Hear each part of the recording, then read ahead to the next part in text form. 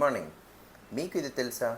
Sugar పేషెంట్లు immunity చాలా తక్కువ ఉంటుందని, మరియు అన్‌కంట్రోల్ షుగర్ పేషెంట్లు అది ఇంకా తక్కువ ఉంటుంది. నేను మీ డాక్టర్ వంశీ, డయాబెటిక్ స్పెషలిస్ట్. ఈ షుగర్ పేషెంట్‌లో ఇమ్యూనిటీని పెంచుకునేదానికి రెండు మార్గాలు.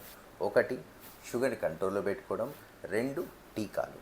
ఈ టీకాలు 3 రకాలుగా ఉంటాయండి. ఒకటి ఊపిరితిత్తుల సంబంధిత వైరస్‌కి అడ్డుకుండేదానికి వేసే టీకా. దీన్ని ఇన్‌ఫ్లూవాక్ అంటారండి. ఇది ప్రతి సంవత్సరం ఒకసారి వేసుకోవాల్సి ఉంటుంది.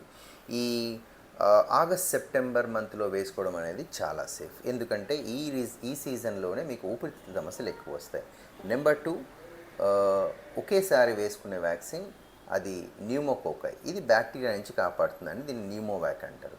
దీని తర్వాత వైరస్ నుంచి కాపాడే ఇంకొక వ్యాక్సిన్ షింగిల్స్ వ్యాక్సిన్ 2 డోసులు వాడాల్సి ఉంటుందండి.